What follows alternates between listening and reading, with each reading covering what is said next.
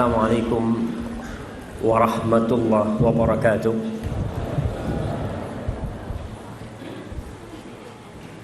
Alhamdulillah alladzi hadana lihada wa ma kunna linahtadiya laula an hadana Allah. Segala puji bagi Allah Jalla Jalaluh yang telah memberikan bimbingannya kepada kita, memberikan petunjuknya kepada kita, mengkaruniakan hidayahnya untuk kita, yang kalau bukan karena Allah tidak mungkin kita bisa mengenal kebenaran dan mengamalkannya. Allahumma salli wa sallim wa zid wa barik wa an'im ala abdika wa rasulika habibina wa sayyidina Muhammad. Ya Allah, semoga salawatmu, semoga salam berkah dan nikmatmu senantiasa kau curahkan untuk hamba kekasihmu, untuk baginda Nabi kita Muhammad sallallahu alaihi wasallam. Dan semoga salawat itu bersambung untuk keluarga beliau, untuk istri-istri beliau, untuk Khadijah, untuk Aisyah, untuk Hafsah, untuk Zainab, untuk Juwairiyah, dan untuk seluruh istri Nabi.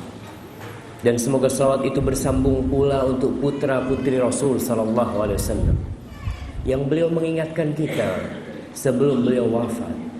Beliau mengatakan kepada para sahabatnya, "Udzakirukum fi ahli baiti. Udzakirukum fi ahli baiti." Aku ingatkan kalian kepada keluargaku, agar kita mencintai dan menghormati keluarga Nabi, agar kita cinta kepada putra-putri Rasul sallallahu alaihi wasallam, keluarga Nabi dan anak cucu beliau. Kemudian semoga salawat itu bersambung pula untuk para sahabat Nabi yang Allah memilih mereka untuk mendampingi Rasulnya. Allah memilih para sahabatnya.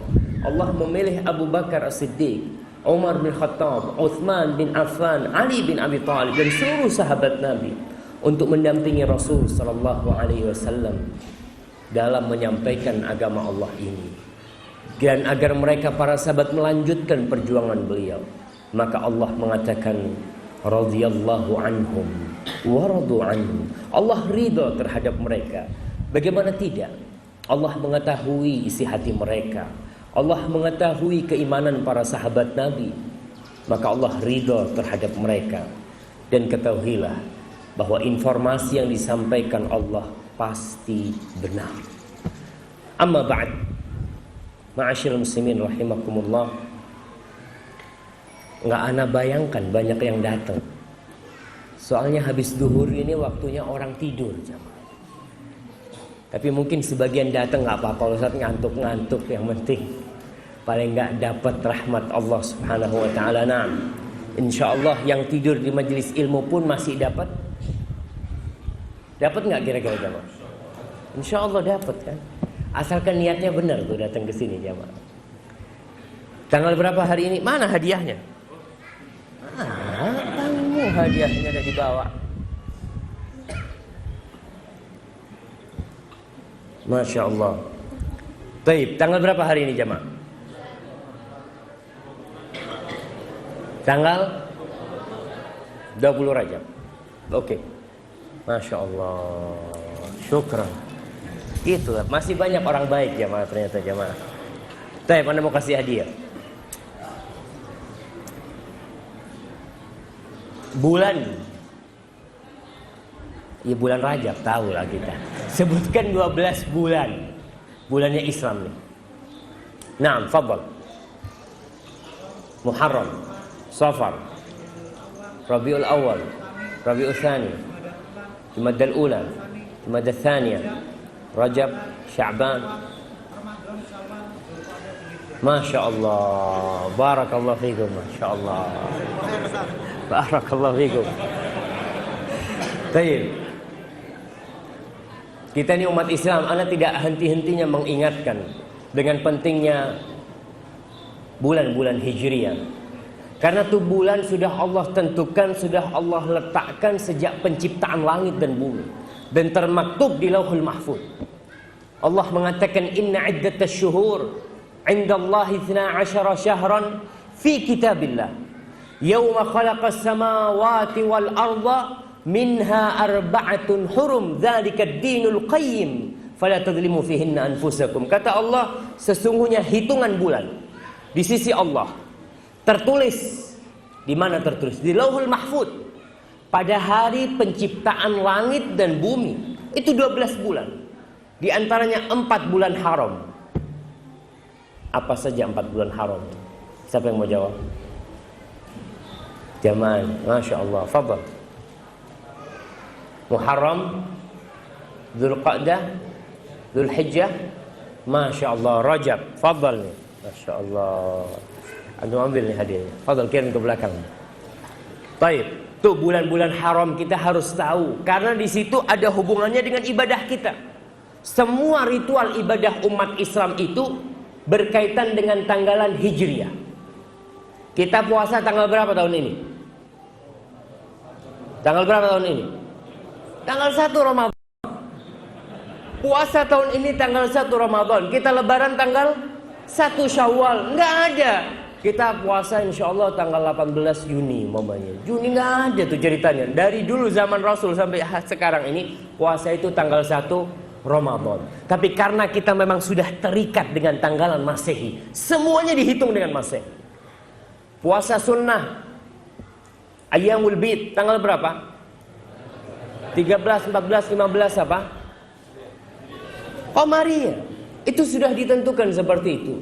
Karena saya melihat ternyata umat-umat lain itu mereka berusaha untuk menampakkan kecintaan mereka terhadap penanggalan mereka. Dulu, wallahu a'lam, waktu saya SD itu nggak ada namanya tahun baru Cina. Nggak ada dulu. Mulai zamannya Presiden Gus Dur kalau nggak salah, baru muncul Imlek. Mulai. Karena itu tanda keberadaan mereka. Kita ada di sini. Kita ada. Dan tanda peradaban suatu kaum, penanggalan mereka ada. Kita lihat orang Jawa sampai sekarang. Yang saya heran orang Islam di masjidnya penanggalannya tetap penanggalan Jawa.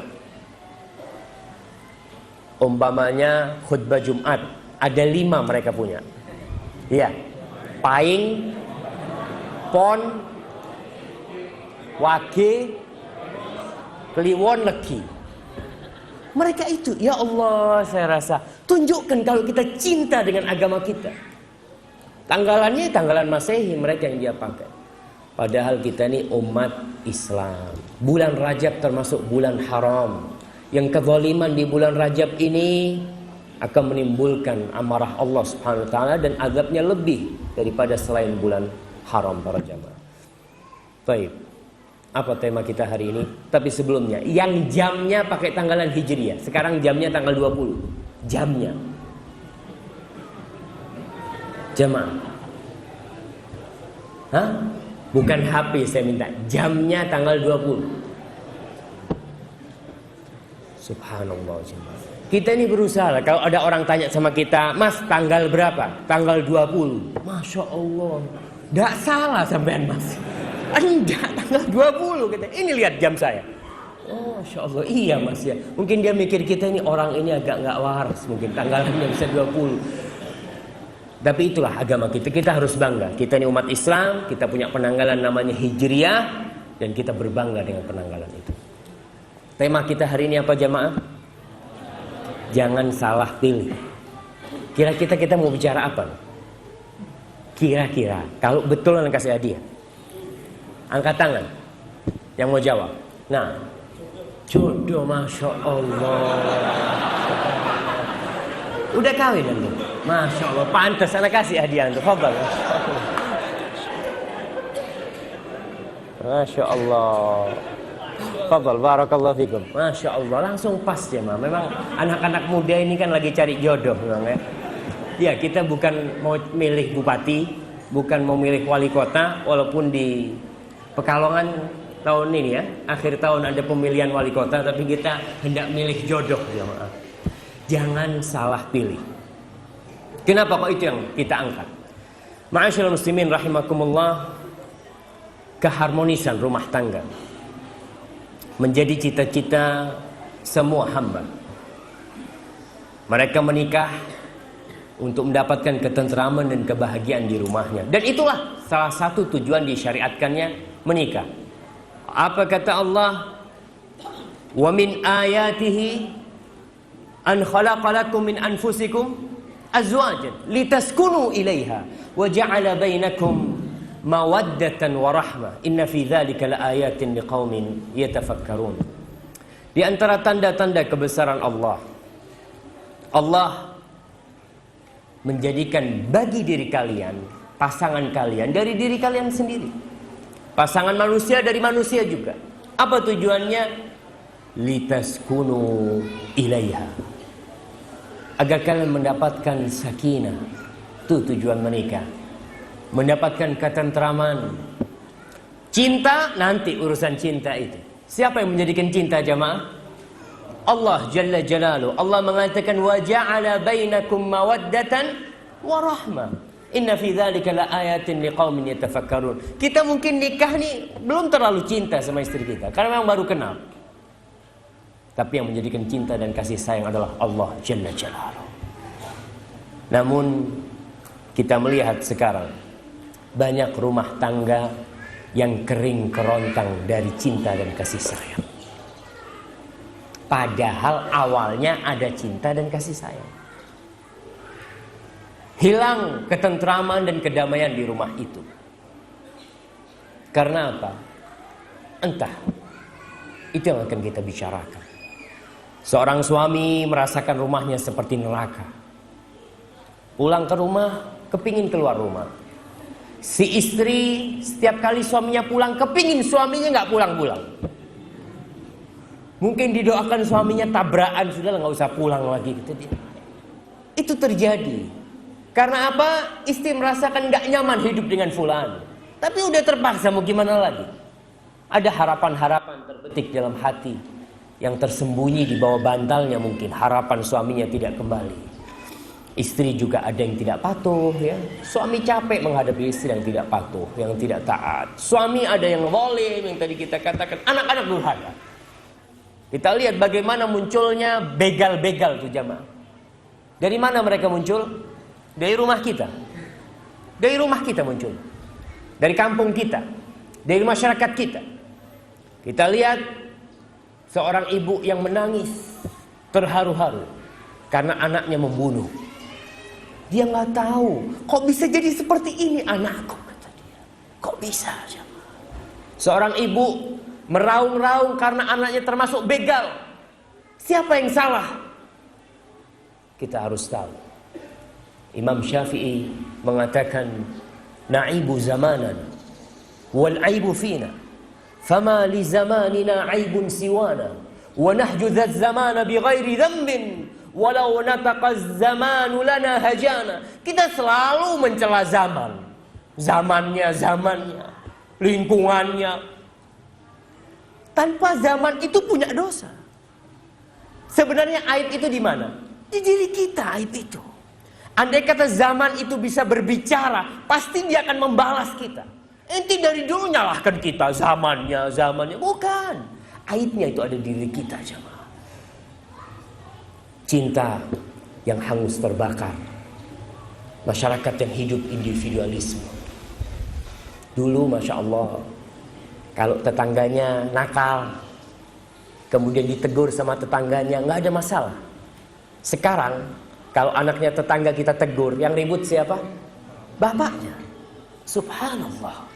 Kita mau hidup sendiri-sendiri, nggak bisa. Kita ini hidup bersama. Kalau mau sendirian, fadhol, cari tempat. Di gunung, di mana itu hidup sendiri. Tapi selama kita bersama, kita harus bareng-bareng memperbaiki negeri ini. Memperbaiki masyarakat ini. Dan cara mengatasinya bagaimana? Solusi agar kehidupan yang sudah menakutkan dan memprihatinkan itu kembali seperti dulu. Tidak ada cara lain kecuali dan kembali ke agama Allah Subhanahu wa taala. Itu salah satu cara. Dan itu solusi untuk semua perkara. Perkara apa saja yang dihadapi oleh negeri ini, perkara apa saja yang dihadapi oleh setiap insan, pasti di dalam agama Allah ada solusinya. Dan yang kedua, beralih rumah tangga, memilih istri, memilih suami. Kita nih milih barang jamaah. Hati-hati. Apalagi kalau kita tahu ini barang mahal harganya. Kita nggak ingin beli barang sampai ke rumah ternyata barangnya, istilahnya orang-orang kalau beli HP Cina, apa katanya? Beli HP, masya Allah, dia nggak tahu ternyata barangnya palsu. Kalau barang insya Allah masih bisa ditukar jemaah. Kalau istri sampai rumah, loh kok kayak gini ya? Nggak jadi saya pak, saya kembalikan, nggak bisa. Allahu Akbar. Begitu pula seorang istri, ketika bapaknya mengatakan zawwajtuka wa ankahtuka binti dengan mahar sekian, sudah sampai rumah, loh pak, bukan ini yang ana mau pak, gitu. Nggak bisa dia ngomong, tolong pak dibatalkan saja. Subhanallah jamaah. Allah mengatakan hunna libasun lakum wa antum libasun lahun. Istri-istri kalian adalah pakaian buat kalian dan kalian pakaian buat mereka. Apa enak jamaah, orang pakai baju nggak cukup, dia ingin melepasnya, tapi terkadang dia menganggap ya udahlah, ya apa udah dibeli nggak boleh dikembalikan. Dia akan pakai walaupun baju itu tidak nyaman. Suatu saat baju itu akan sobek, kiri tangannya robek, sininya robek, karena nggak cukup buat dia. Dan terkadang dia pun akan membuang baju itu. Tapi bagaimana kalau baju itu adalah istri dan suami kita, yang kita memiliki tanggung jawab besar di hadapan Allah Subhanahu wa taala. Jadi masalah memilih ini masalah yang sangat pelik sekali. Nggak gampang. Nikah itu bukan urusan sehari dua hari. Ada 3 peristiwa dalam kehidupan ini, peristiwa yang menentukan. Yang pertama, kelahiran kita. Yang kedua, pernikahan. Dan yang ketiga, kematian. Kalau masalah kelahiran kita nggak bisa milih. Ana maunya lahir bulan Ramadan gitu, tapi ibu ana lahiran bulan Syawal. Ketika lahir ngelihat, ana kok nggak kepingin ibu kayak gini ya, kepingin ibu yang lainnya. Nggak bisa milih kita. Ya sudah, itu ibumu, itu bapak. Selesai, nggak bisa milih. Mati juga sama. Anak kepinginnya matinya ketika sujud ya. Siapa yang nggak ingin mati husnul khatimah? Tapi manusia hanya bisa berusaha agar dia mati husnul khatimah. Yang di tengah menikah, kita bisa memilih jamaah. Kita bisa memilih. Maka pilihlah pasangan hidup yang antum mendapatkan sakinah dan mawaddah dengan dia. Kemudian kalau kita benar memilihnya, jaminan kebahagiaan dengan izin Allah Subhanahu wa taala. Lalu kenapa kita berbicara tentang memilih? Karena kita berbicara tentang masa depan negeri ini. Kita berbicara tentang masa depan kita juga. Kita berbicara tentang anak-anak kita. Seorang yang diberi taufik oleh Allah bisa memilih istri yang baik, istri memilih suami yang baik, insya Allah akan muncul benih-benih yang baik, akan muncul anak-anak yang soleh. Dan setelah itu kita akan melihat bagaimana negeri ini menjadi negeri yang soleh. Tatkala kita berbicara tentang pemimpin, kita harus tahu dari mana tuh pemimpin sebenarnya. Dari rumah kita, dari kampung kita. Mereka sekolah di sekolahan kita, dia bermain di tempat main anak-anak kita, sama seperti itu. Maka pada hakikatnya kita harus benar-benar berpikir tatkala memilih pasangan hidup. Islam memerintahkan kepada kita untuk memilih pasangan hidup yang baik. Kisah Nabi Musa alaihissalam. Tatkala Nabi Musa melarikan diri dari Fir'aun, kemudian dia pergi ke Madian. Falamma warada ma'a Madian. Ketika dia sampai ke mata air Madian, dia temukan orang-orang di situ lagi memberi minum terhadap binatang ternak mereka. Wa wajada min dunihim imra'atain tadudan. Di sana Nabi Musa melihat 2 perempuan yang menahan hewan ternak. Gak bisa dia ngasih minum ke hewan ternaknya, karena pada laki semua pengembalanya. Itu dua perempuan tidak bisa ngasih minum karena tidak ingin melakukan ikhtilat dengan mereka, dengan lelaki-lelaki yang ada di sana. Lalu Nabi Musa melihat keheranan. Nih di masa itu jemaah, Nabi Musa belum menjadi nabi, belum. Di masa zaman Fir'aun ada dua wanita yang menjaga kehormatan dirinya, tidak mau berkumpul dengan lelaki-laki. Nabi Musa tanya, "Ma khatbukuma?" Kalian kenapa ada di sini? Ngapain kalian kok semua laki, cuma kalian yang perempuan di sini? Apa kata keduanya? Qalata la nasqi hatta yusdira ar-ri'a wa abuna syekhun kabir. Kita nggak bisa ngasih minum sampai itu penggembala-penggembala pergi. Dan kemudian wanita itu memberikan alasan, penyebab kami ada di sini kok bukan ayah kami, karena ayah kami sudah tua renta, sudah sepuh. Jadi perempuan itu keluar rumahnya bekerja untuk apa? Darurat jemaah. Bukan ingin mendapatkan harta, bukan. Karena masalahnya bapaknya sudah tua renta, nggak bisa. Terpaksa tuh perempuan keluar. Fasaqalahuma thumma tawalla ila dhil faqala rabbi inni lima anzalta ilayya min khairin faqir. Lalu Nabi Musa setelah penggembala-penggembala itu pergi, Nabi Musa memberikan minum kepada hewan ternak perempuan itu. Disebutkan oleh ahli mufassirin bahwa tempat airnya itu setelah para penggembala lelaki ngasih minum ditutup. Jadi biasanya itu perempuan hanya minum di sisa-sisa air yang keluar. Ditutup, nggak bisa ngasih minum sampai kenyang itu. Gembalanya nggak bisa. Sama Nabi Musa diangkat. Dan disebutkan bahwasanya batu yang buat penutup sumber air itu yang angkat 5 orang. Nabi Musa ngangkat sendirian. Lalu Nabi Musa pergi. Setelah ngasih minum, Nabi Musa tidak mengharap apa-apa. Dia mengharap kepada Allah Subhanahu wa taala, mengharap rahmat dan karunia-Nya. Lagi duduk di bawah pohon nih, datang tuh perempuan. Faja'at ihdahuma tamshi 'ala istihya. Datang salah satu dari dua wanita itu menjumpai Nabi Musa malu-malu. Subhanallah. Perasaan malu sekarang sudah mulai hilang kan. Antum kalau ke pasar yang pakaiannya di bawah lutut siapa? Lelaki. Yang pakaiannya di atas lutut siapa? Wanita. Kita lihat ya Allah, kadang-kala saya melihat seorang suami mungkin ya gonceng istrinya, suaminya pakai celana panjang, istrinya pakai celana pendek. Ya Allah, kok bisa? Nggak ada rasa malu. Suaminya juga nggak ada rasa ghirah terhadap istrinya dilihat orang sekampung. Nggak ada. Ini perempuan datang malu-malu kepada Nabi Musa. Qalat, tuh perempuan ngomong, "Inna abi yad'uka liyajziyaka ajra ma saqaita lana." Sesungguhnya ayahandaku memanggilmu. Dia ingin memberikan balasan karena kau telah memberikan minum buat ternak kami. Falamma ja'ahu, berangkatlah Nabi Musa. Imam Ibnu Katsir dan para ahli tafsir menjelaskan bahwasanya ketika Nabi Musa berangkat, tuh perempuan di depannya, Nabi Musa di belakang. Ya namanya perempuan tetap perempuan. Apalagi kalau terterpa angin ya, pakaian dia, kemudian terkena badannya. Nabi Musa mengatakan, kau di belakang, aku di depan. Bukan jalan bareng ya.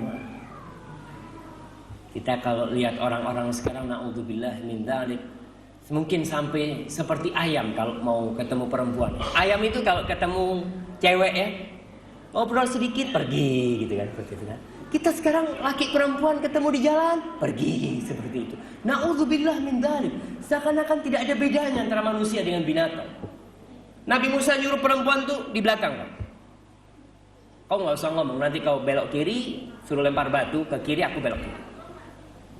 Nabi Musa menjaga kehormatan nih. Ini perempuan.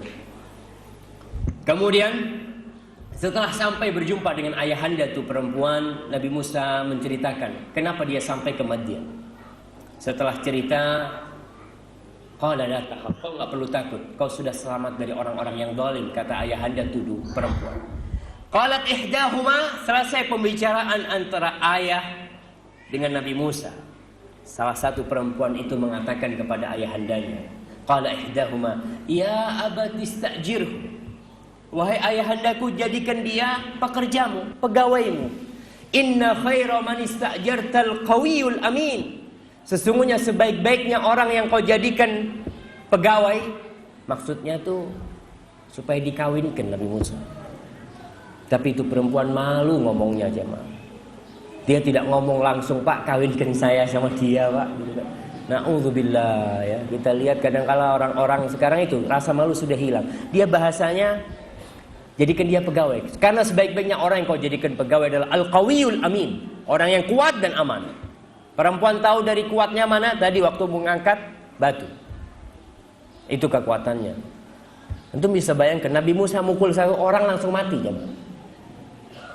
Kejadian di Mesir ketika ada orang Israeli bersama orang Qibti lagi berkelahi, Nabi Musa cuma dorong dadanya langsung mati.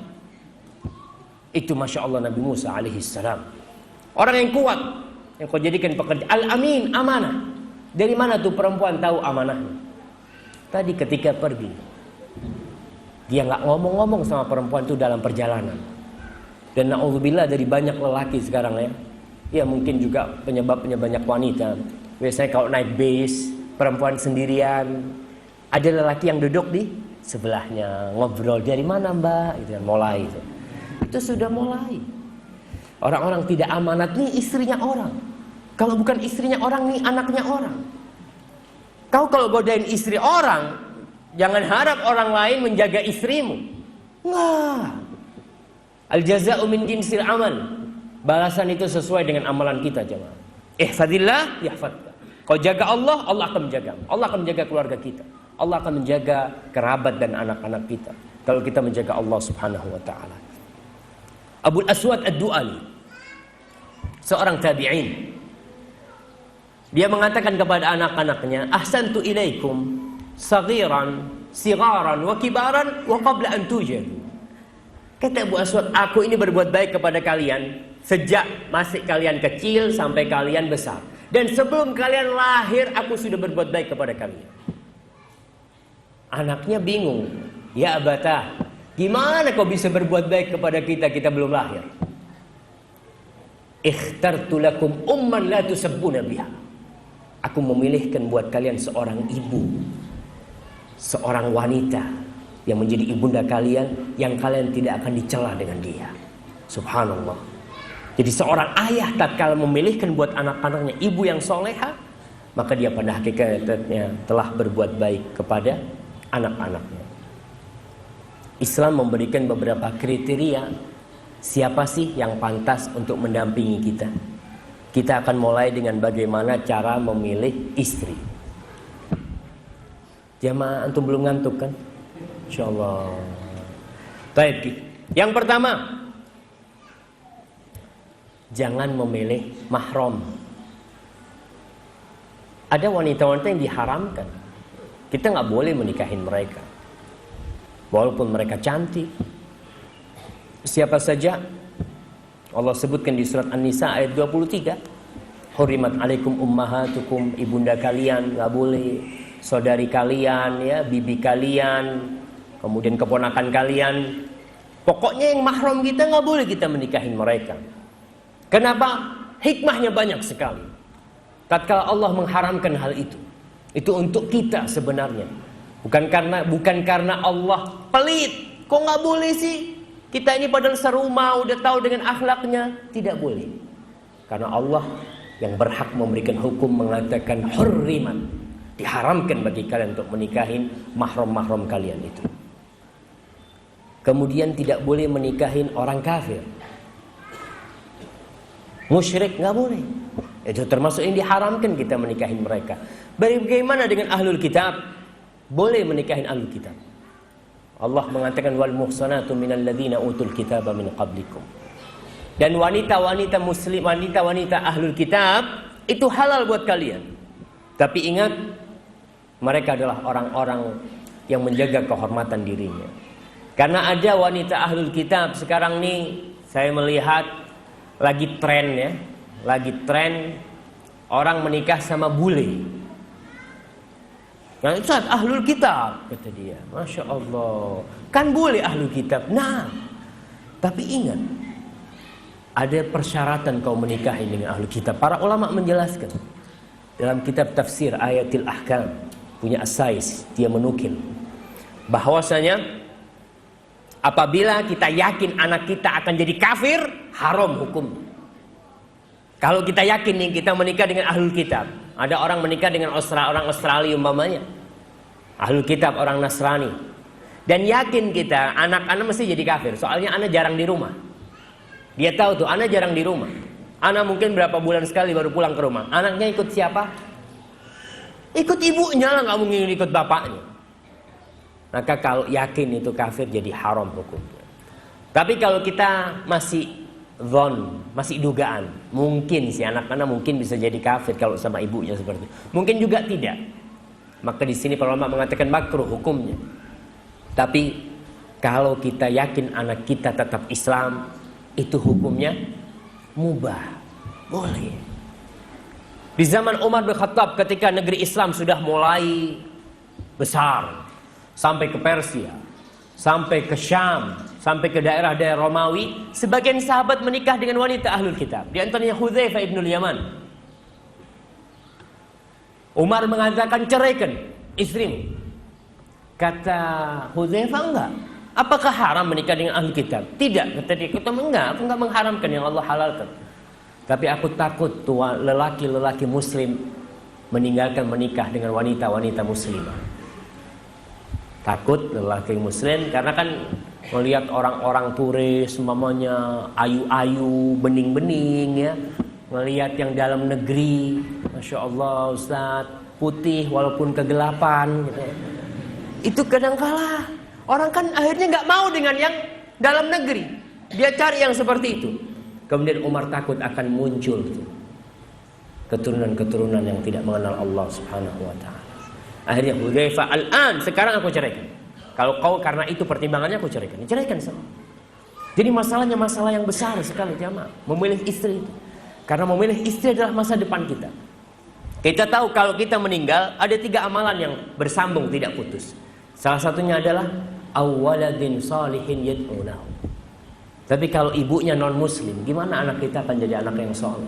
Apa kira-kira akan mendoakan kita dia? Yang kedua, memilih yang agamanya baik, bukan yang hanya wajahnya. Rasul sallallahu alaihi wasallam mengatakan tungkahul mar'ah li arba. Wanita itu dinikahin karena 4. Yang pertama apa?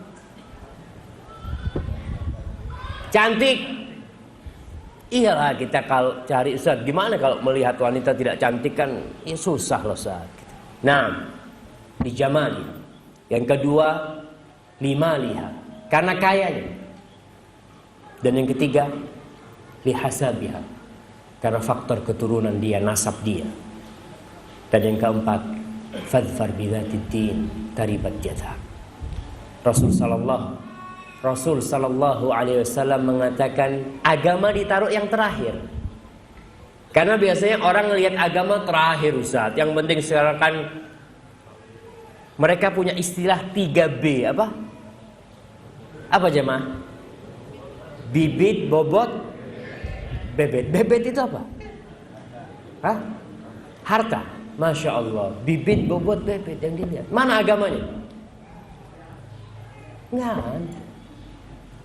Mereka benar-benar materialisme yang jadi ukuran mereka. Dan itulah kebanyakan manusia. Rasul menyebutkan agama terakhir, tapi beliau mengatakan fadfar bidzatid din taribat yadak. Kau kalau ingin bahagia, ingin selamat tuh cari yang agamanya baik. Cari yang agamanya baik. Kalau ingin selamat. Dan kita melihat banyak orang-orang kaya anaknya, subhanallah, orangnya kaya raya punya anak 1 narkoba. Alhamdulillah. Padahal dia bisa memilih wanita-wanita yang 4 tadi, tapi agama selalu diakhirkan.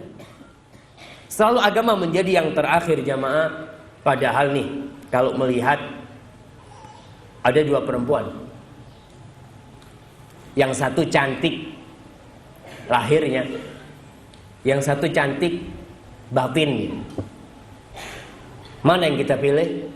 Hati kita akan condong kepada yang cantik lahirnya. Karena memang manusia itu punya syahwat. Ustaz, insya Allah bisa diperbaiki Ustaz, gitu kan?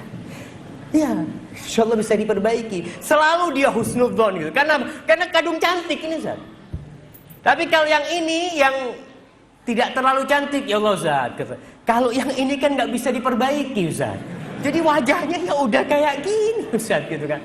Kita subhanallah jamaah. Berapa banyak wanita yang mungkin rupanya tidak terlalu cantik, tapi setiap hari kita akan melihat kecantikan di wajah dia.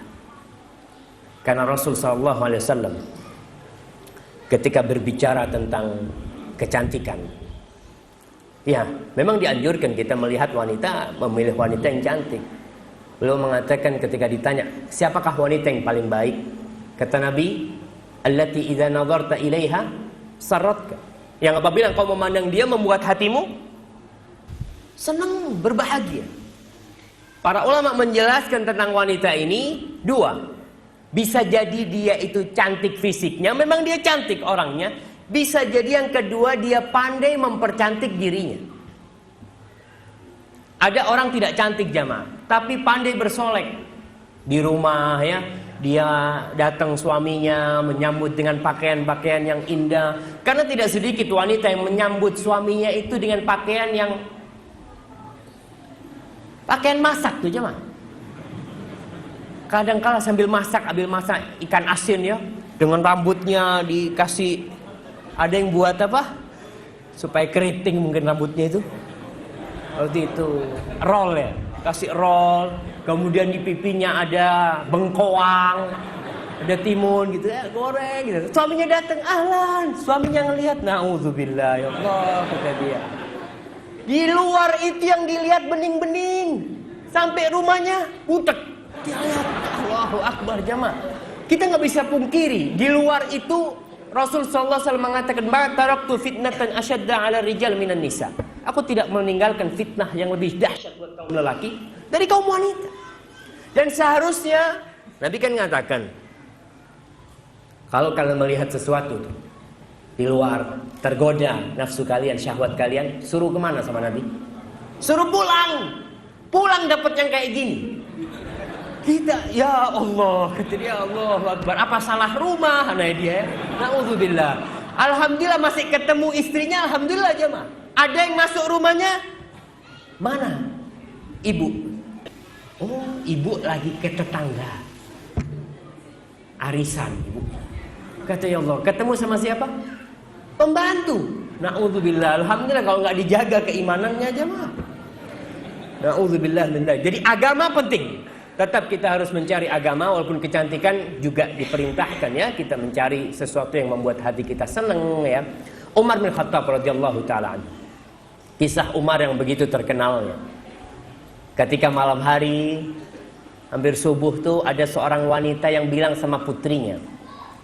Apa katanya? Ibunya, wahai Ananda, campurkan tuh susu dengan air katanya. Kata putrinya, ya Umar, apa kau nggak dengar dengan azmu Amirul Mukminin? Dengan perintahnya Amirul Mukminin katanya nggak boleh mencampur susu dengan air itu, kata dia, untuk menjualnya. Kalau mau diminum sendiri nggak apa-apa, ini karena untuk dijual. Apa kata ibundanya? Wa aina Amirul Mukminin? Amirul Mukminin fi maqamin la yara. Engkau di tempat yang tidak dilihat oleh Amirul Mukminin, kata dia. Iya. Tapi di mana Tuhannya Amirul Mukminin? Bukankah Allah melihat kita? Umar bin Khattab dengar itu langsung pulang cuma. Dikasih tanda tuh rumahnya. Dia kumpulin anak-anaknya. Siapa yang mau kawin? Atau Umar bin Khattab? Atau Abdullah bin Umar, aku sudah punya istri, kata dia. Kata Asim, kau berangkat ke fulan. Kau lamar tuh anak. Ini nggak kelihatan sama wajahnya Umar bin Khattab. Tidak tahu dengan wajah orang itu. Yang ditahu apa? Hadihi salihah. Ini orang soleh, ini kayak seperti ini. Dia berani membantah ibundanya demi Allah Jalla Jalaluh. Demi Allah dia membantah ibundanya. Dengan cara yang sopan dia membantah ibundanya. Kata Umar langsung, Asim disuruh kawin. Nikahlah Asim. Dan dari anaknya muncul ibundanya siapa? Umar bin Abdul Aziz, jamaah. Ibundanya Umar bin Abdul Aziz ini adalah anaknya Asim bin Umar bin Khattab radhiyallahu taala. Dari ibu yang mana? Dari tadi. Dari yang ibu yang begitu takutnya kepada Allah Subhanahu wa taala. Kajian Islam. Kajian Islam.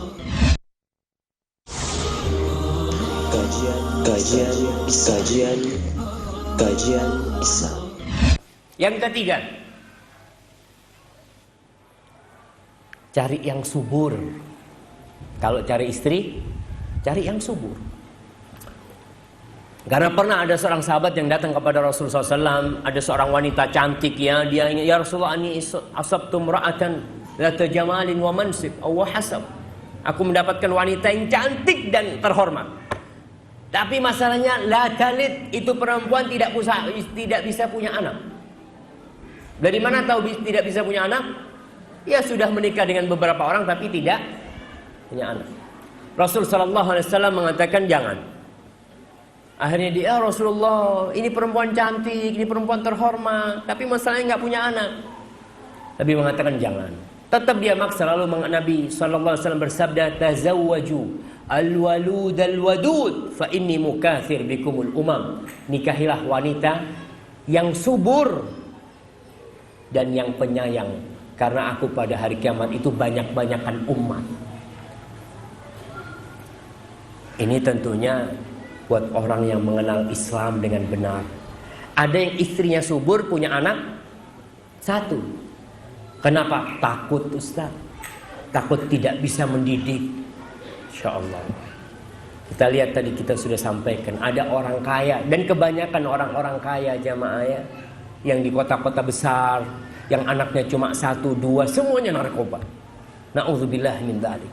Tapi ada seorang ibu yang penghasilan suaminya pas-pasan, punya 7 anak, semuanya hafidhil Qur'anil Karim, semuanya hafal Al-Qur'anul Karim.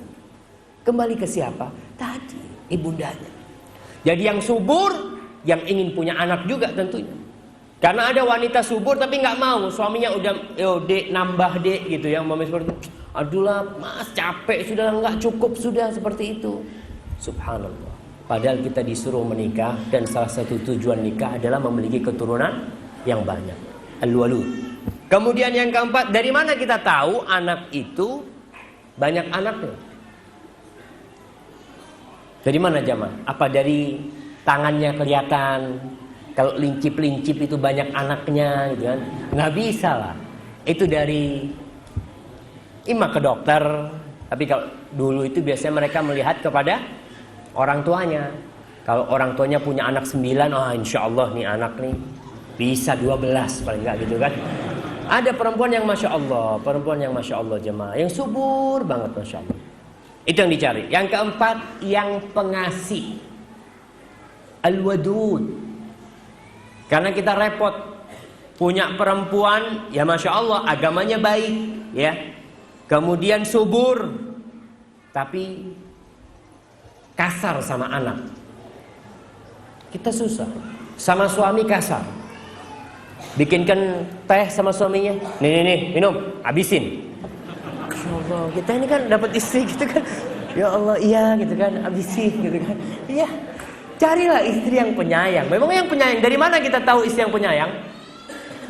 Dari mana jamaah? Kelihatan tuh anak, kalau ketemu anaknya orang, digendong ya. Sayang. Ada perempuan-perempuan kalau sama adiknya bikin ribet semuanya. Oh, ini bukan penyayang tipenya. Udah kelihatan dari sana. Jadi Rasul menyuruh yang penyayang, karena kita butuh kasih sayang di rumah itu. Membesarkan anak itu tidak hanya butuh ketegasan, tapi butuh kasih sayang orang tua. Apalagi ibu yang kasih sayang kepada suaminya, yang dia penyayang. Maka itu yang dicari. Dan Nabi mengatakan al-walud al-wadud. Yang kelima ini tadi yang kita sebutkan, cantik dan enak dipandang.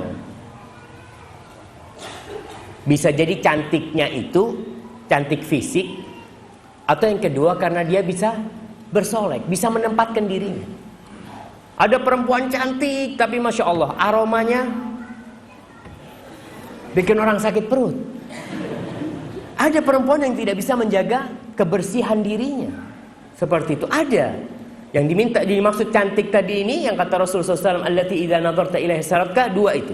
Bisa wanita yang cantik fisiknya, tapi para ulama menjelaskan arti yang sebenarnya bukan cantik fisiknya, tapi dia bisa mempercantik dirinya. Karena apa? Karena Nabi mengatakan allati idza nadarta ilaiha saratka, yang kalau pandang dia membuat engkau senang. Wa idza amartaha ata'atka, kalau kau suruh dia taat. Wa idza ghibta anha hafizatka fi farjiha wa malika. Kalau kau sedang tidak di rumah, dia akan menjaga kehormatan dirinya dan menjaga hartamu. Jadi 4 hal ini semuanya adalah hal yang bisa dilakukan oleh wanita. Tapi kalau kecantikan fisik saja, wajah umpamanya, ada perempuan yang mancung, ya udah memang seperti itu.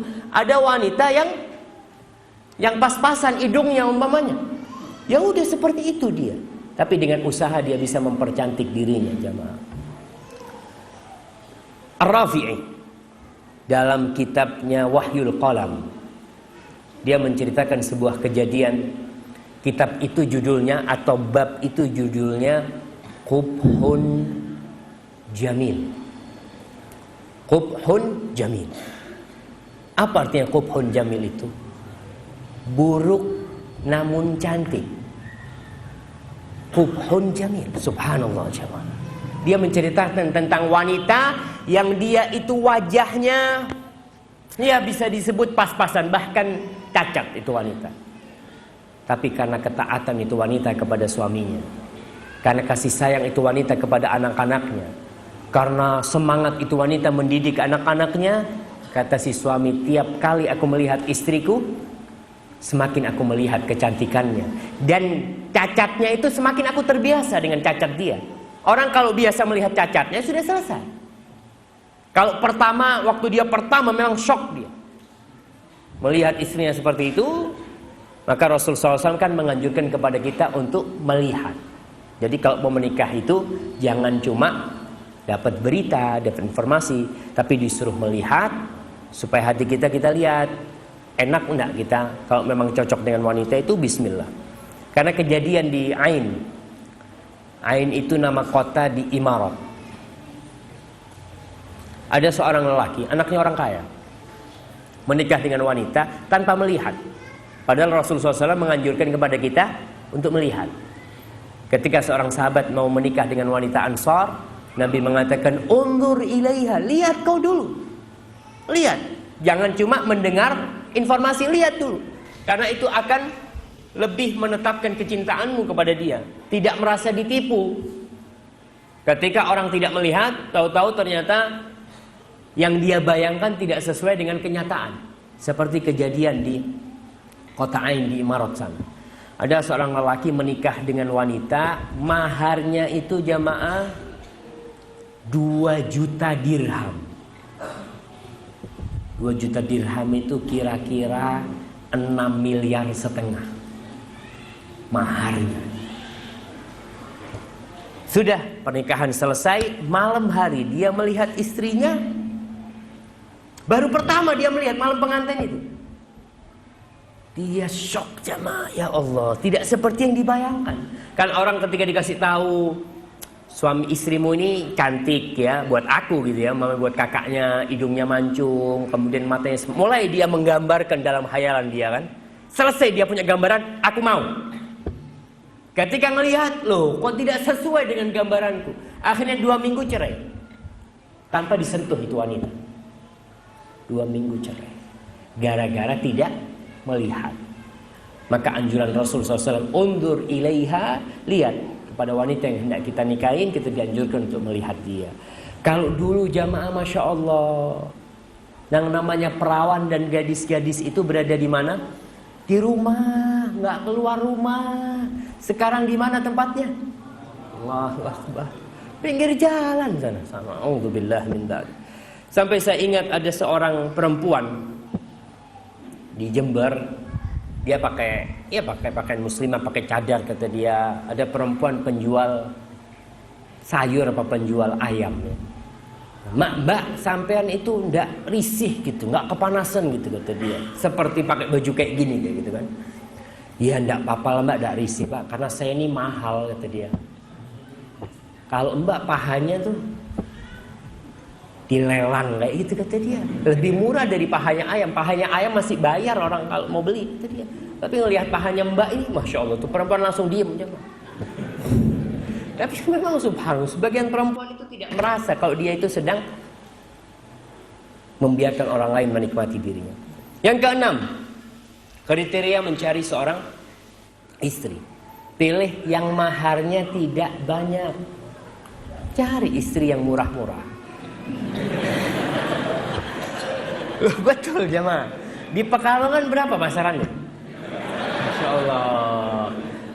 Ada pasaran? Ada lah jemaah. Anak izin minum dulu jemaah. Bismillah.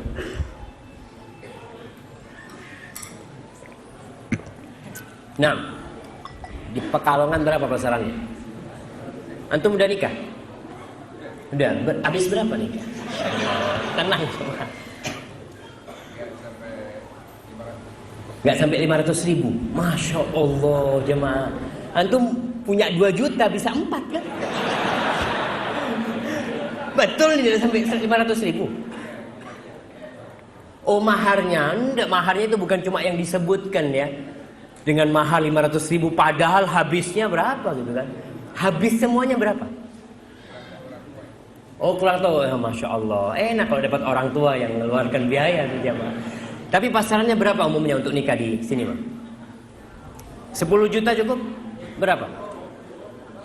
Enggak tahu itu. 10 juta bisa dapat berapa? Amin mau dapat berapa, Amin? 10 juta. Oh, relatif ya, relatif. Nah, ini jawabannya relatif yang benar jemaah. Karena memang perempuannya beda-beda. Antum kalau melihat perempuan yang ya lulusan pondok mamanya, sama yang lulusan SD, masa sama? Ya nggak sama lah. Sampai dikatakan di Sulawesi, ada yang dari Sulawesi? Nggak ada di sini. Mungkin asli Sulawesi. Katanya di sana maharnya mahal, Ustaz. Orang kawin susah di Sulawesi.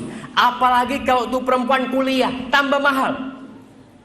Kalau tambah lagi perempuan itu sudah haji, habis sudah. Itu dihitung sama orang tuanya, biaya kuliahnya, biaya hajinya, jadi maharnya sekian. Masya Allah. Jadi kita, wallahu alam, itu cerita teman, dan teman itu dari Sulawesi ya. Dia cerita, dia ngomong lebih enak kawin di Jawa Ustaz. Tadi 500.000, 1 juta udah dapat di Sulawesi. Tuh orang sampai umur 35 tahun belum cukup modalnya Ustaz. Sama orang tuanya nggak boleh nikah kecuali dengan orang Sulawesi. Ya mahar itu relatif tadi. Maka Rasul sallallahu alaihi wasallam menganjurkan kepada kita untuk memilih istri yang mahalnya ringan. Kata Rasul sallallahu alaihi wasallam dalam hadis riwayat Ahmad, "Inna min yumnil mar'ati taisiru atau taisira khidbatiha wa taisira rahimiha." Termasuk barokahnya perempuan itu, ya nikah dengan dia itu dimudahkan. Maharnya mudah dan rahimnya cepat punya anak. Tidak susah. Karena ada orang sampai 100 juta dia keluarkan demi istrinya punya anak. Ada yang sampai mungkin ratusan juta demi istrinya punya anak. Maka wanita yang berkah itu yang maharnya sedikit.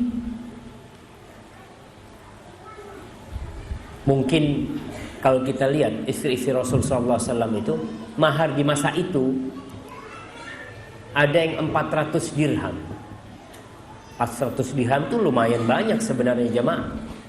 400 dirham itu kira-kira berapa sekarang ya? Beli kambing itu 1 ekor 10 dirham. Jadi 40 ekor kambing. Berapa jemaah? 40 juta kira-kira jemaah. Tapi dulu karena kambing itu gampang ya, harganya murah pada waktu itu, maka hargai perempuan itu. Jangan terlalu mahal dan juga jangan kadangkala ada orang mau menikah maharnya terlalu mahal, boleh tidak ditawar? Boleh jemaah. Boleh. Dan boleh kawin itu utang, boleh. Makanya cari mertua-mertua, Pak, enggak apa-apa lah, maharnya mahal enggak apa-apa, yang penting kredit saya. Halal, boleh dalam Islam itu. Memang orang tua yang ngomong, sudahlah aku kawinkan kau dengan mahar 1 miliar kredit, nggak apa-apa Pak. Tapi kalau saya mati belum lunas, maafkan saya Pak. Bismillah, ya dia cicil maharnya. Boleh itu. Makanya jangan menunda-nunda pernikahan juga. Karena Rasul sallallahu alaihi wasallam mengatakan, ya ma'syaras syabab, man istata'a minkumul ba'a falyatazawwaj. Wahai kalangan pemuda, barang siapa yang bisa kawin, maka kawin. Kawin. Anak SMA mampu kawin, boleh kawin. Boleh kawin. Bilang sama bapak, Pak, saya ini udah gak kuat dengan kehidupan di SMA. Kawinkan saya, Pak. Bapaknya ngomong, iya, gak apa-apa kau kawin, tapi kau cari mertua yang bisa bantu engkau, mamanya. Seperti itu. Iya, cari mertua, ngomong sama mertua, Pak mertua, nih anaknya mungkin saya belum bisa ngasih nafkah, saya utang dulu sama bapak sampai saya lulus nanti. Dibayar. Gak apa-apa. Karena demi menjaga kehormatan diri kita. Sekarang ini banyak anak muda yang sudah nggak perjaka lagi. Na'udzubillah min dzalik. Apalagi anak-anak gadis, na'udzubillah dengan kehidupan ya pergaulan bebas mereka ini. Maka maharnya cari yang tidak memberatkan. Yang ketujuh, cari keridhaan istri. Jadi cari istri yang mau sama kita.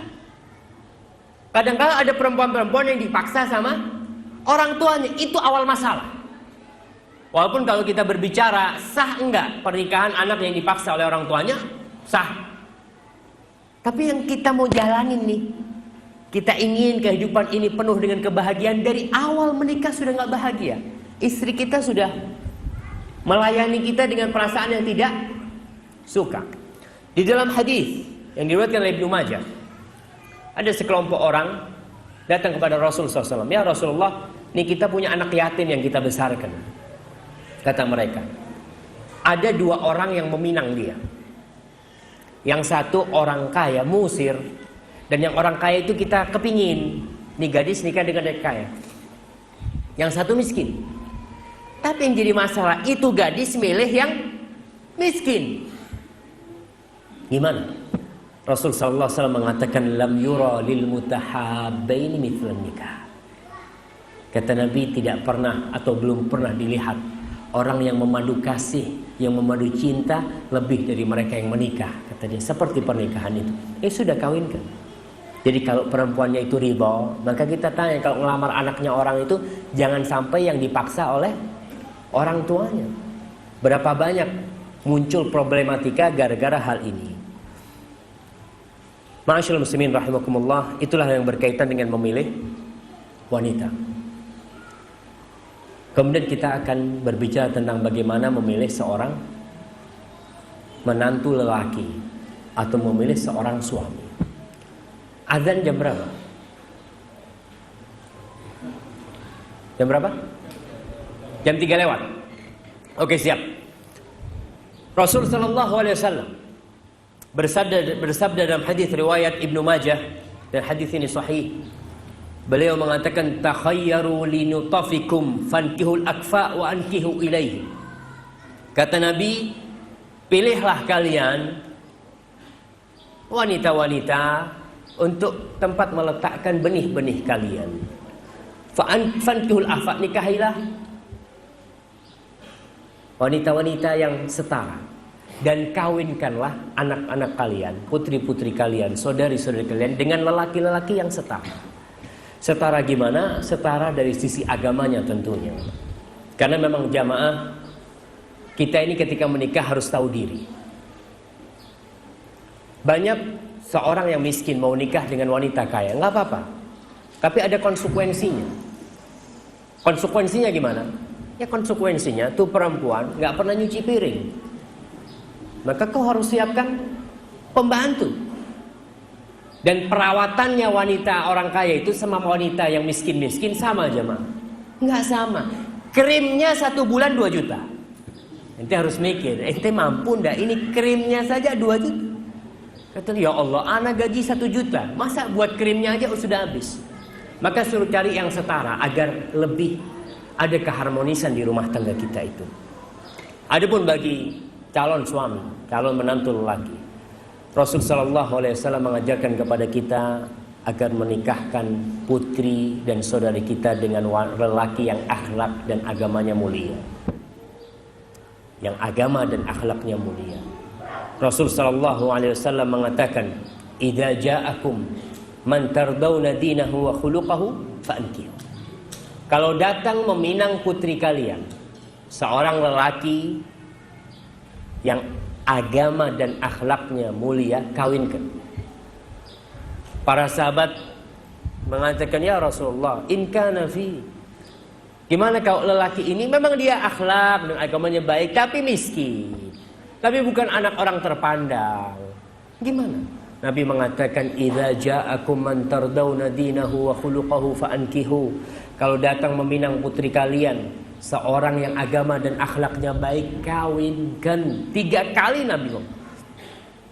Wa illa, kalau tidak kalian kawinkan orang-orang yang seperti itu, takun fitnatun wa fasadun arid. Takun fitnatun fil ardi wa fasadun arid. Akan terjadi kekacauan di muka bumi ini. Akan terjadi kerusakan yang besar di muka bumi ini. Dan itu buktinya. Kita melihat sekarang, kalau ada orang soleh datang meminang, biasanya ditolak kalau miskin. Dan saya masih ingat punya teman dulu di Madinah, jamaah. Ya Allah, itu teman meninggal, rahimahullahu ta'ala. Dia cerita ketika dia hendak meminang seorang wanita. Ngobrol, ente sekolah di Madinah? Iya, di Madinah gitu kan. Lalu nanti pulang dari Madinah kemana? Ya mungkin ngajar di pesantren. Dapat berapa gaji di pesantren? Mungkin 700.000 gitu dia. Oh, mikir sudah 700.000 itu coba. Ditolak. Itu teman ditolak. Akhirnya si perempuan itu dikawinkan dengan lelaki lain yang kaya raya juga seperti itu. Na'udzubillah, bagaimana kehidupan mereka kita nggak tahu. Tapi yang jelas, kalau orang-orang yang soleh ini ditolak, maka yang akan terjadi pernikahan antara orang-orang yang tidak soleh. Kalau orang tidak soleh menikah, anak-anaknya akan jadi yang kita lihat sekarang, yang jadi begal, yang jadi perampok, yang jadi pezina. Na'udzubillah min dzalik. Karena orang-orang yang soleh ini diremehkan buat mereka. Urusan miskin gampang. Allah Jalla Jalaluhu berfirman di surat An-Nur, wa ankihul ayama minkum was-salihina min ibadikum wa imaikum. Kawinkanlah lelaki dan wanita yang tidak memiliki pasangan itu, dan kawinkanlah yang soleh-soleh, yang baik-baik dari budak-budak kalian yang lelaki dan wanita. Lalu Allah mengatakan, iyakunu fuqara. Gimana kalau mereka fakir? Andai kata mereka fakir, yughnihimullah min fadlih. Allah yang akan mencukupi. Allah yang akan mencukupi. Tuh orang kaya raya dan tidak sedikit. Ada seorang wanita menikah dengan lelaki yang kaya raya. Tahu-tahu dapat 2 bulan lelakinya bangkrut. Mulai keributan di rumah. Karena apa? Karena dia melihat kepada kekayaannya. Ketika kekayaannya habis, problematika akan bermula di rumah itu. Jangan takut kalau menikahkan putri kita dengan orang miskin. Kalau dia soleh, insya Allah akan dijaga putri kita. Al-Hasan Al-Basri pernah ditanya. Ada orang yang tanya kepada Hasan Al-Basri, saya mau menikahkan putri ana. Apa kata Hasan Al-Basri? La tuzawwij ibnataka illa min taqin. Jangan kau nikahkan putrimu kecuali dari lelaki yang bertakwa. In ahabbaha akramaha. Kalau dia cinta kepada istrinya, dia akan memuliakan itu istri. Wa in kariha lam yadhlimha. Tapi kalau dia benci dengan istrinya, dia tidak akan menzalimi. Ada jamaah suami yang benci sama istrinya. Terjadi di rumah tangga itu. Dan Allah mengatakan wa'ashiruhunna bil ma'ruf. Dan pergaulilah istri-istri kalian dengan cara yang ma'ruf, yang sesuai dengan uruf, dengan cara-cara yang baik. Lalu Allah mengatakan fa in karihtumuhun, kalau kalian benci kepada istri kalian, benci, fa asa an takrahu syai'an wa yaj'alallahu fihi khairan katsira. Bisa jadi yang kalian benci itu Allah jadikan di sana kebaikan yang banyak sekali. Maka kita melihat kalau mau menikahkan putri kita, lihat agamanya. Di mana kita tahu agamanya? Di majelis ilmu. Kita tahu, masya Allah, sholat ke masjid. Tanya sama imam, ya imam, kenal sama fulan. Kenal sama fulan, masya Allah. Gimana sholatnya? Masya Allah fulan. Mungkin cuma Jumat ke masjid gitu. Kita tahu, oh ya udah tahu nih. Berarti agamanya, pengajian, ya pengajian dia hadir, tapi duduk di soft paling terakhir biasanya. Seperti itu. Oh, kelihatan. Ada orang-orang yang di soft pertama. Ini untuk tahu agama. Siap, kita sudah tahu agamanya. Terus untuk cari tahu akhlaknya di mana? Di tempat kerjanya. Kita tanya di teman-temannya, fulan gimana? Fulan masya Allah, kata dia, sholat tepat waktu tapi punya utang nggak bayar-bayar. Sholat tepat waktu, utang nggak bayar-bayar. Oh, ini akhlaknya berarti muskilah, ada masalah. Karena kita tahu Rasul sallallahu alaihi wasallam mengatakan ahsanukum qadaan. Orang yang paling baik di antara kalian adalah yang paling cepat bayar utangnya. Paling baik tuh kalau dia bayar utang. Jadi akhlak yang tidak mulia tampak di sini. Umpamanya kita tahu fulan gimana? Tempat kerjanya fulan masya Allah. Kalau makan sama kita bareng-bareng masya Allah, tapi nggak pernah bayarin kita.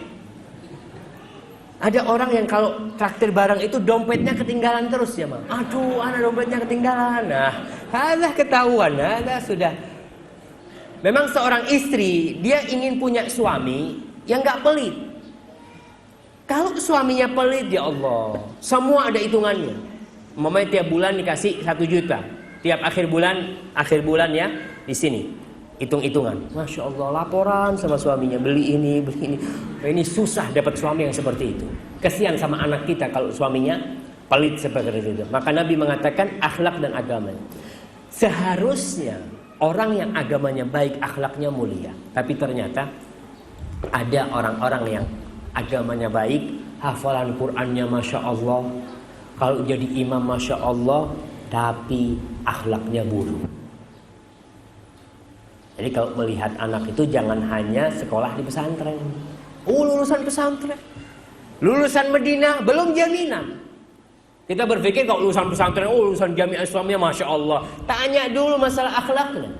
Kalau agama mudah-mudahan lah. Kalau dari segi ilmu masya Allah, tapi akhlaknya kita perlu melihat dari pergaulan dia. Bagaimana pergaulan dia dengan orang lain? Ada orang yang baik tapi suka memukul umpamanya. Kemudian yang kedua, bagaimana memilih seorang suami yang memiliki kemampuan memberikan nafkah. Jadi memang tidak disyaratkan orang menikah itu harus punya pekerjaan tetap, tidak, nggak ada syaratnya. Nanti kalau mau kawin harus punya pekerjaan tetap, tidak, tapi tetap harus bekerja. Tetap harus bekerja.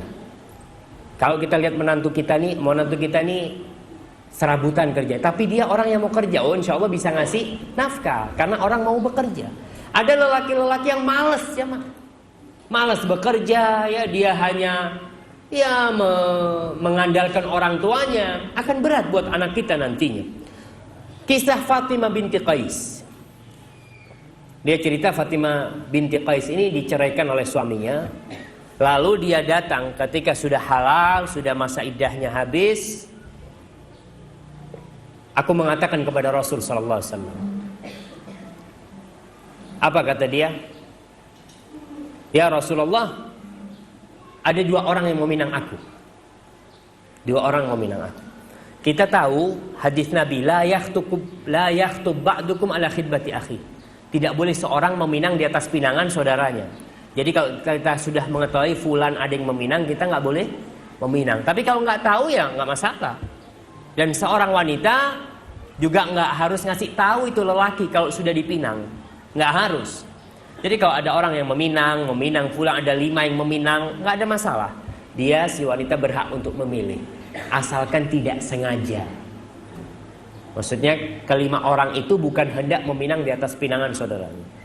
Si Fatimah binti Qais mengatakan yang meminangku 2, Muawiyah dan Abu Jaham. Mana yang aku pilih? Masya Allah jemaah. Apa kata Rasul SAW? Amma Muawiyah, amma Abu Jaham, fala yadha'u asahu an atiqihi. Kalau Abu Jaham ini orangnya itu tidak pernah meletakkan tongkat dari pundaknya. Apa maksudnya? Para ulama menafsirkan 2. Yang satu dia orangnya suka safar. Dulu kan kalau bepergian mesti bawa tongkat, bekalnya di belakangnya gitu kan, sama tongkatnya itu. Makna yang kedua dia suka mukul. Dari hadis ini bisa disimpulkan bolehnya kita menceritakan kejelekan orang lain dengan tujuan yang benar. Boleh kita menceritakan kejelekan orang lain dan tidak termasuk ghibah, tujuannya benar. Salah satu tujuannya adalah untuk memberikan nasihat, untuk memberitahu. Karena ini urusan pernikahan tadi. Jangan sampai salah menikah. Jangan karena kita, anak nggak mau ghibah gitu. Kita jelaskan. Rasul sallallahu alaihi wasallam mengatakan di antara hak saudara kita yang muslim, idzastansahaka fansahu. Kalau dia meminta kepadamu nasihat, beri nasihat. Nabi mengasih nasihat. Abu Jaham tidak pernah meletakkan tongkatnya dari pundaknya. Wa amma Muawiyah, adapun Muawiyah fasa'lukun la malalahu. Muawiyah bin Abi Sufyan. Kata dia, adapun Muawiyah ini miskin, enggak punya harta. Berarti kan Nabi mengatakan ya cari orang yang mampu memberikan nafkah. Kalau ini miskin enggak punya harta, gimana kau akan hidup dengan dia? Fasa'lukun la malalahu. Terus Nabi mengatakan kepada Fatimah, inkihi Usamah ibn Zaid. Nikahlah engkau dengan Usamah ibn Zaid. Fakarihtuhu. Aku nggak suka. Rupanya si Fatimah ini sudah kadung senang dengan salah satu dari dua orang itu. Ketika dikasih pilihan ketiga, Fatimah mengatakan aku benci ya dengan Usamah ini hitam, dikatakan jamaah. Orangnya ya putih cuma gelap, mungkin seperti itu bahasanya. Inkihi Usama. Nabi mengatakan udahlah kau kawinlah sama Usama. Lalu fanakahtu. Akhirnya karena Nabi nyuruh, aku taat, aku kawin sama Usama. Faja'alallahu fi khairan waqtabattu bihi. Subhanallah. Setelah aku menikah dengan Usama, aku mendapatkan kebahagiaan. Aku mendapatkan keharmonisan, mendapatkan kebaikan dengan menikah seperti itu. Karena dia mengikuti nasihat Rasulullah sallallahu alaihi wasallam. Yang ketiga, faktor umur perlu jadi pertimbangan. Orang tua menikahkan putrinya, faktor umur perlu menjadikan pertimbangan. Dulu kita lihat Rasul sallallahu alaihi wasallam menikah dengan Aisyah, para sahabat menikah dengan anak-anak yang masih belia, nggak ada masalah. Perbedaan umur itu tidak jadi masalah kalau orangnya ahli agama dan berakhlak. Rasul bisa turun dari umur 50 lebih belum menikah dengan Aisyah. Kira-kira umurnya berapa jamaah? Ya 53 tahunan. Aisyah umurnya baru 7 tahun. Tapi beliau bisa turun ikut dengan Aisyah. Aisyah lagi main boneka, Nabi datang. Aisyah lagi main sama teman-temannya, bisa Nabi mengayomi Aisyah. Tapi sekarang kadang-kala orang tua itu melihat ada orang kaya raya sudah tua ya, umur 60 tahun, anaknya baru 17, udah kau kawin sama dia, kata dia, tuh kaya banyak duitnya. Kalau itu orang agama dan akhlaknya mulia, insya Allah faktor umur mudah-mudahan gak jadi masalah. Tapi kalau tidak, dia tidak bisa mengimbangin anak kita. Karena anak kita masih kecil, masih perlu kasih sayang. Orang biasanya kan ketika menikah, lelaki ini minta dikasihi, minta kasih sayang. Tapi ketika Aisyah menikah dengan Rasulullah SAW, siapa yang mengasihi Aisyah? Rasulullah SAW. Maka tolong masalah umur ini juga diperhatikan, karena banyak perceraian gara-gara faktor umur tadi. Bukan masalah faktor umurnya saja sebenarnya, karena masalah agamanya juga udah nggak benar, akhlaknya nggak benar ya. Ma'asyiral muslimin rahimakumullah. Asma binti Abi Bakar mengatakan, innan nikah riqun. Sesungguhnya pernikahan itu seperti perbudakan. Falyandur ahadukum aina yuriqu atiqatahu. Hendaklah seorang di antara kalian melihat kepada siapa dia perbudak anaknya itu. Hadis ini diriwayatkan Baihaqi, asar ini dan sahih. Betul ya. Tatkala kita hendak menikahkan putri kita, hati-hati. Soalnya kalau sudah qabil tuh udah selesai. Nggak bisa lepas kecuali dengan perceraian. Tidak bisa lepas kecuali dengan khulu. Ketika kita katakan zawwajtuka dan diterima, ingat berpindah alih dari yang awalnya dia wajib mentaatin kita, orang tuanya, kemudian dia wajib mentaatin suaminya. Maka para mertua yang sudah menikahkan putrinya jangan gampang-gampang turut campur di rumah tangga putrinya. Jangan. Karena dia sudah menikahkan, dia sudah serahkan, dan Rasul sallallahu alaihi wasallam mengatakan tentang kedudukan seorang suami. Apa kata Nabi? Innama huwa jannatuki aw naruki. Suamimu adalah surgamu atau nerakamu. Bapaknya ngomong, nak ke rumah nak ya. Lalu suaminya mengatakan, tidak nak, soal istriku kau jangan berangkat. Siapa yang harus ditaati? Suami yang harus ditaati. Maka hati-hati. Inilah beberapa hal yang perlu kita perhatikan tatkala kita hendak menikah atau menikahkan. Karena pada hakikatnya pernikahan adalah sesuatu yang membutuhkan waktu panjang. Dan tujuan pernikahan sendiri adalah kebahagiaan. Kalau dari awal putri kita sudah nggak ridho ya, udah nggak seneng, usahakanlah untuk tidak melanjutkan pernikahan itu kecuali ada harapan anak kita akan mengetahui kebaikan-kebaikan calon suami. Wallahu a'lam bishawab. Insyaallah kita lanjutkan di sesi tanya jawab. Wassallallahu ala nabiyyina Muhammadin wa ala alihi wa sahbihi wasallam. Assalamualaikum warahmatullahi wabarakatuh.